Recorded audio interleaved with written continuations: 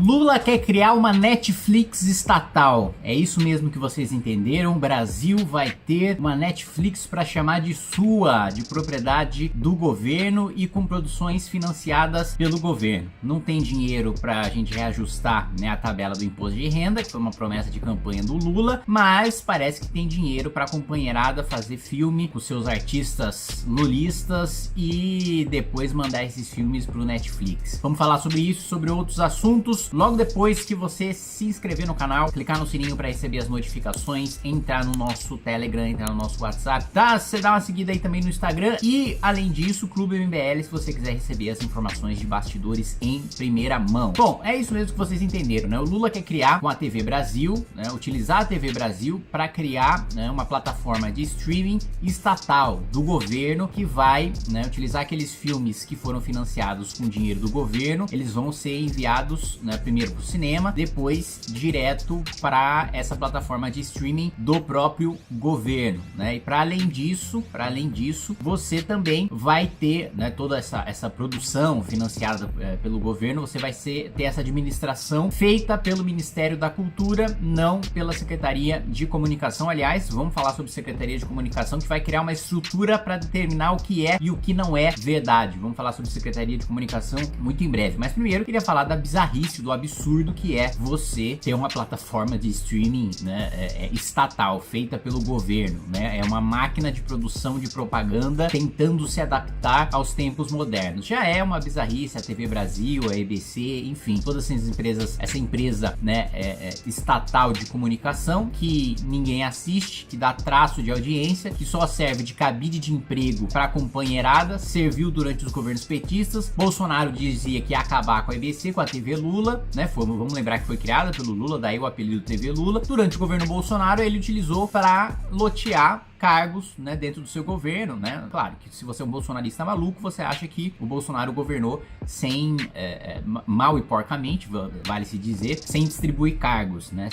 Sem o loteamento de cargos. Esse discurso dos bolsonaristas que o loteamento de cargos voltou agora com o Lula e não existia mais no governo Bolsonaro, sendo que o chefe da Casa Civil dele era o réu no Petrolão, um dos principais pivôs, né, do maior escândalo de corrupção do país, e que foi o principal ministro do governo Bolsonaro. Sem falar em Codevasf, sem falar em FNDS, sem falar em Banco do Nordeste, sem falar em Funasa, né, sem falar em hospitais federais e por aí vai, né, por diversas vezes na Comissão de Fiscalização expus escândalos de corrupção dessas indicações de Jair Bolsonaro de loteamento de cargos, né? Então você vai ter essa criação, né, pra assim, vamos ser bem sinceros, né, na maioria esmagadora das vezes, com raríssimas exceções, dinheiro do governo utilizado para financiar essas grandes produções cinematográficas vai para filmes que absolutamente ninguém assiste, né? Que vai pro cinema, você senta na sala de cinema, tem 2, 3 pessoas, filmes de qualidade extremamente duvidosa e que agora eles querem criar e gastar dinheiro com uma plataforma de streaming para deixar aqueles filmes lá. Então, assim,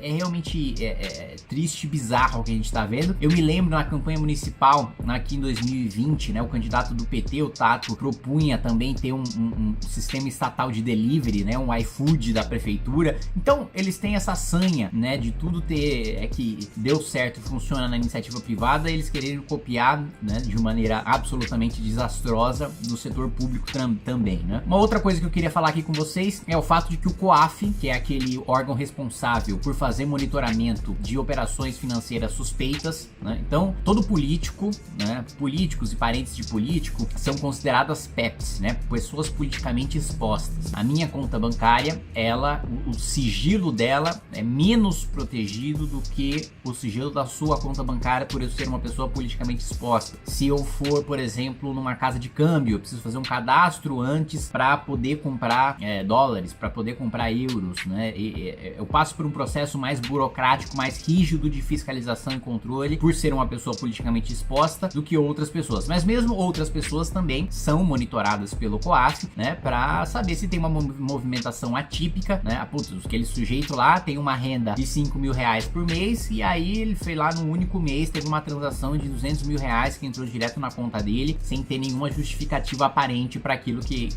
para aquela movimentação, né? Vamos lembrar que foi o COAF que descobriu, né, que teve a primeira sinalização da movimentação financeira atípica nas contas de Flávio Bolsonaro, né?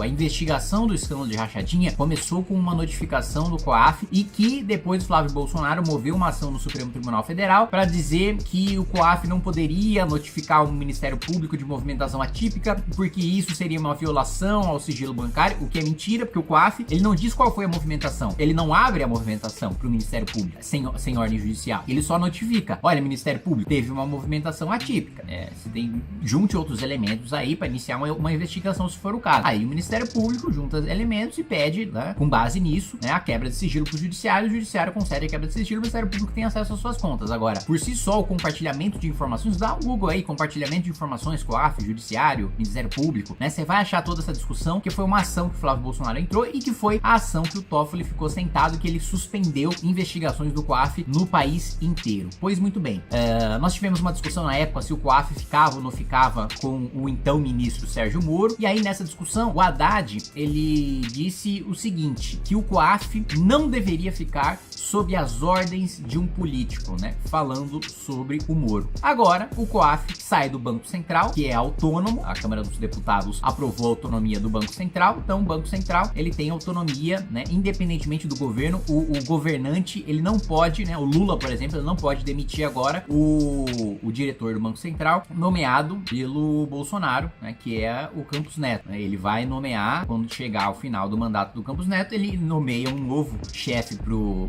Banco Central e não vai poder demitir, né, esse chefe do Banco Central, porque aí o chefe do Banco Central passa a ter um mandato, né, ele justamente daí que vem a autonomia, né, você não pode mais demitir a seu bel prazer o diretor do Banco Central. Então passou a ser uma estrutura autônoma que concentrava lá o COAF. E aí o Haddad, né, de maneira absolutamente hipócrita, ele, um político, né, mais político do que o Sérgio Moro era na época, né, que a época o Sérgio Moro tinha acabado de sair do Poder Judiciário e ido para o Ministério da Justiça, né, sem ser a nomeação de um partido político, sendo uma nomeação técnica, enfim. Agora, né, ele, enquanto ministro da Fazenda, quer, né, e já adianto para vocês, isso precisa ser feito via medida provisória, foi feito, o Lula publicou uma medida provisória 1158 de 2023, que eu vou lutar absolutamente contra, vou lutar para derrotar ou ao menos fazer um destaque para que, né, o destaque é o quê? É modificar ou retirar um trecho do texto que foi enviado pelo presidente da República ou que está sendo votado num projeto de lei de algum outro deputado, né? Pra gente conseguir tirar o COAF do Haddad, porque